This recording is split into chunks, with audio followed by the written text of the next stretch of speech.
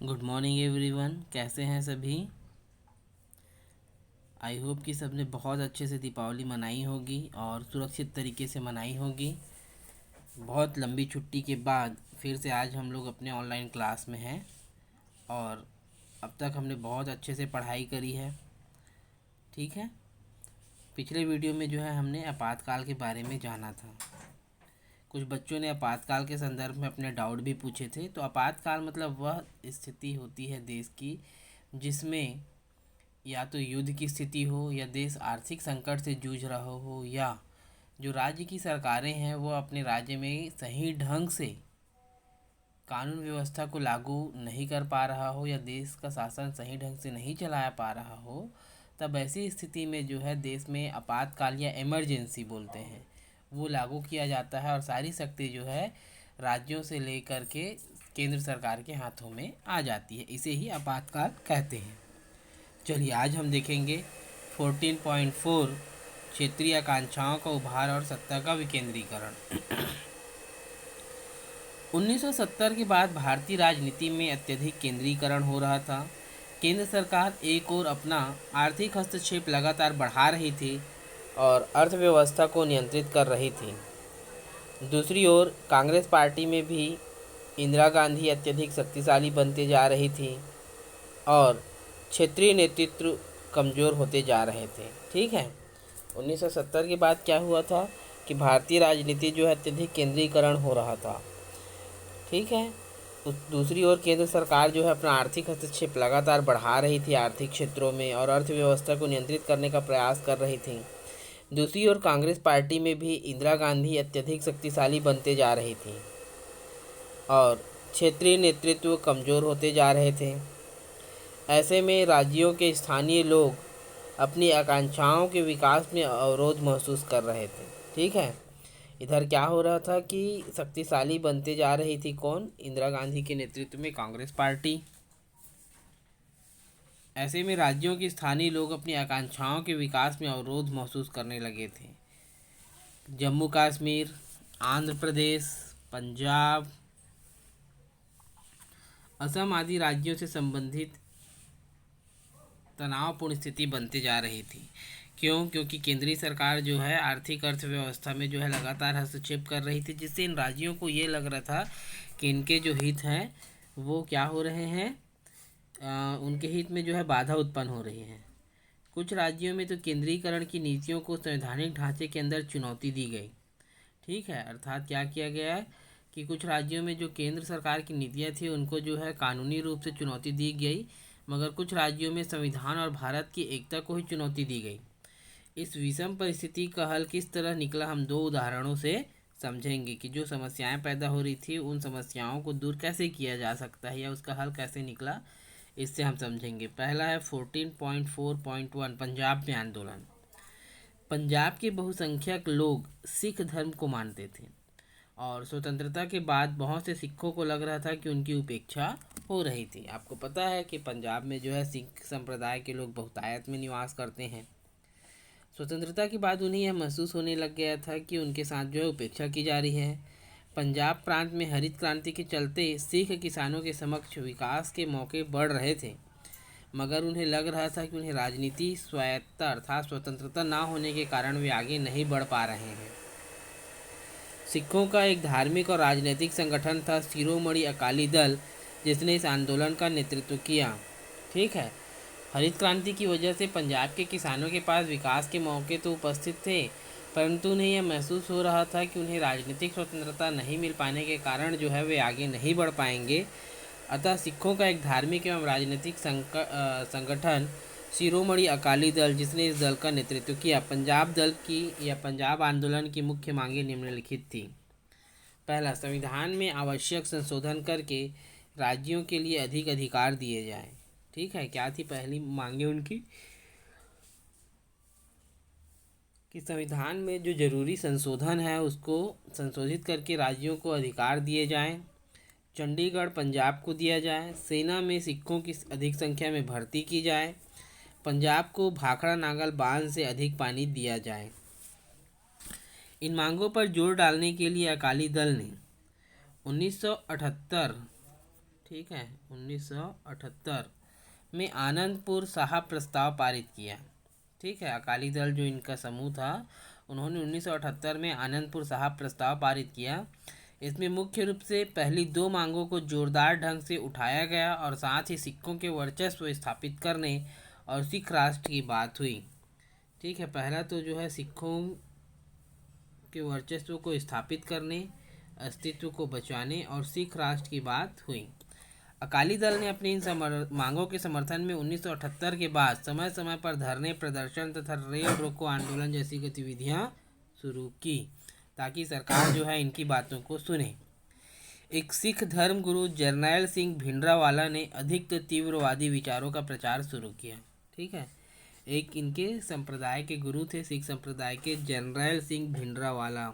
ये बहुत फेमस नाम है, याद रखेंगे। ठीक है, अधिक तीव्रवादी विचारों का प्रचार शुरू किया। 1978 से धीरे धीरे भिंडरावाला ने आतंकवादी गतिविधियां शुरू की तथा स्वर्ण मंदिर के एक बड़े हिस्से को कब्जे में लेकर किलेबंदी कर ली। इनके जो विचार थे वो बहुत जो है तीव्रवादी थे और धीरे धीरे जो है ये आतंकवादी गतिविधियों में जुड़ गए और इन्होंने स्वर्ण मंदिर के एक बड़े के हिस्से को जो है कब्जे में ले लिया और कब्जे में लेकर के जो है उसकी किलेबंदी कर ली। उसने स्वतंत्र खालिस्तान की मांग की और उसके समर्थन में बहुत सारे युवा जुट गए। पंजाब में आए दिन उदारवादी सिखों और अन्य धर्मों के लोगों पर हमले होने लगे। सरकार का दावा था कि इन हमलावरों को पाकिस्तान से सहायता मिल रही थी।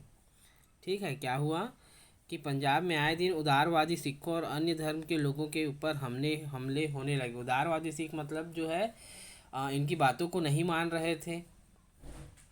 सरकार का दावा था कि इन हमलावरों के पीछे जो है पाकिस्तान के द्वारा सहायता दी जा रही है। शुरू में सरकार का रवैया नरम था, लेकिन जून 1984 में इंदिरा गांधी ने सरकार ने निर्णय लिया कि सेना की मदद से स्वर्ण मंदिर परिसर, ठीक है, क्या हुआ कि शुरू में तो जो है जो सरकार है उसका रवैया क्या था, बहुत ही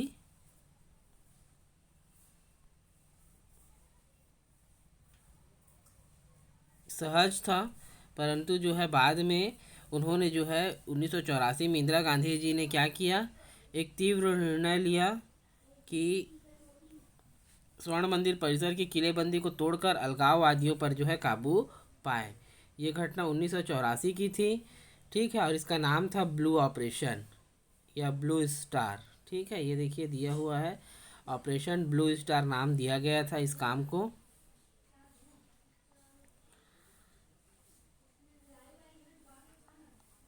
स्वर्ण मंदिर परिसर में सैन्य कार्यवाही में 500 से अधिक लोग मारे गए। ठीक है बच्चों, कितने लोग, 500 से अधिक लोग मारे गए। इस कार्यवाही को ऑपरेशन ब्लू स्टार नाम दिया गया। ऑपरेशन ब्लू स्टार से सिखों की भावनाएं गंभीर रूप से आहत हुई, क्योंकि उन्होंने माना कि सरकार ने उनके सबसे बड़े धार्मिक स्थल को अपवित्र कर दिया। इसका सबसे गंभीर परिणाम एक सिख अंगरक्षक द्वारा जो है इंदिरा गांधी की हत्या थी। ठीक है, सन 1984 में जो इंदिरा गांधी की हत्या हुई थी उसमें जो बॉडीगार्ड थे इंदिरा गांधी जी के, उन्हीं ने ही उनकी हत्या कर दी थी। इसका मुख्य रीज़न था कि ऑपरेशन ब्लू स्टार के द्वारा जब अमृतसर के स्वर्ण मंदिर को जो है आज़ाद कराया जा रहा था तो क्या हुआ था कि लगभग 500 लोग जो है उस परिसर में मारे गए थे, जिससे सिख संप्रदाय को जो है बहुत आक्रोश आ गया था कि हमारे पवित्र स्थल को जो है अपवित्र कर दिया गया है, जिसके परिणाम स्वरूप क्या हुआ था कि उनकी हत्या भी कर दी गई थी।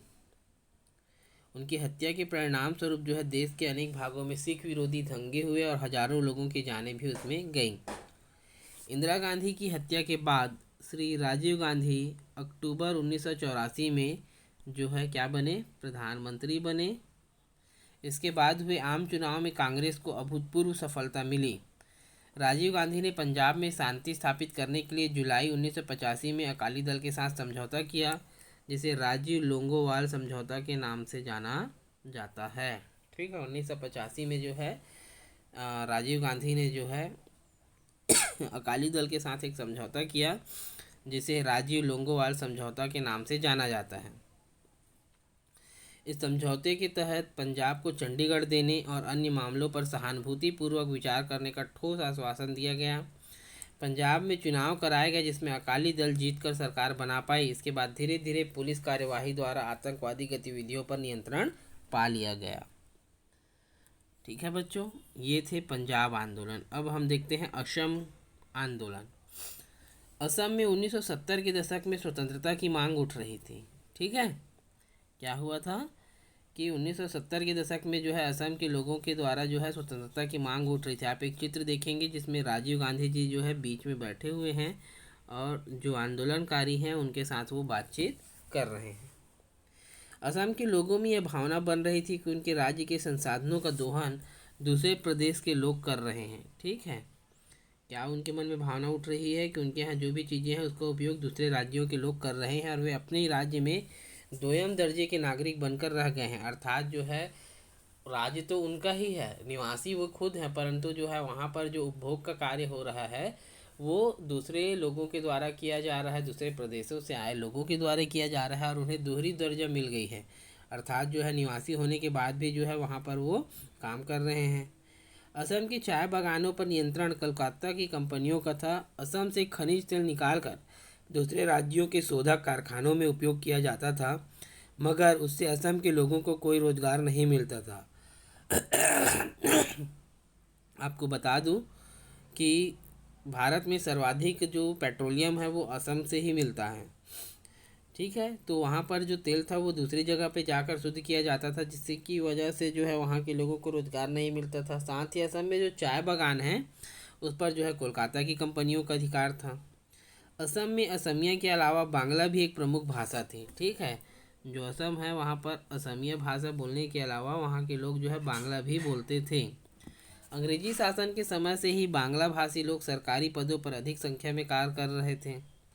ठीक है, जब भारत आज़ाद नहीं हुआ था और अंग्रेजी शासन था उस समय से जो है वहाँ के बांग्ला भाषी लोग जो है सरकारी कर्मचारी के रूप में काम कर रहे थे।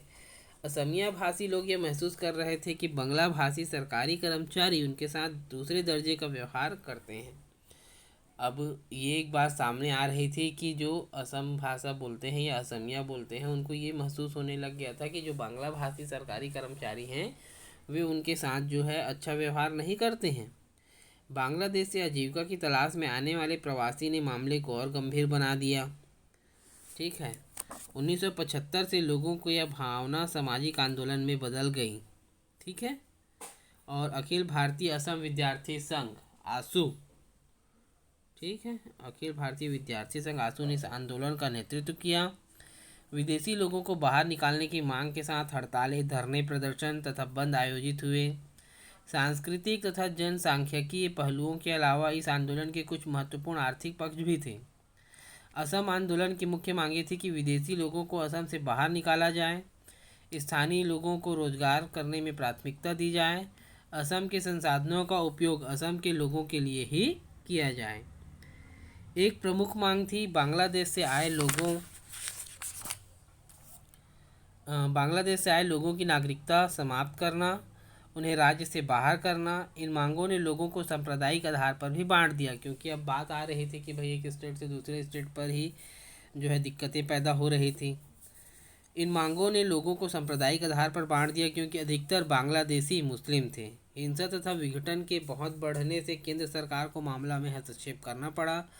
आंदोलनकारी छात्रों तथा केंद्र सरकार के बीच 3 साल की बातचीत के बाद समझौता हुआ, जिससे तय हुआ कि 1961 से पहले आकर बसे लोगों को नागरिकता दी जाए और 1961 और बांग्लादेश युद्ध से पहले आए लोगों को असम में रहने का अधिकार होगा, मगर मताधिकार नहीं। और 1971 मार्च के बाद आए लोगों को वापस बांग्लादेश भेजा जाएगा। समझौते के बाद हुए चुनाव में असम गण परिषद, जो आसू से ही निकला था, ने भारी विजय प्राप्त की और वहाँ पर जो है उन्होंने अपनी सरकार बनाई। इसी प्रकार कई नई राज्य बने।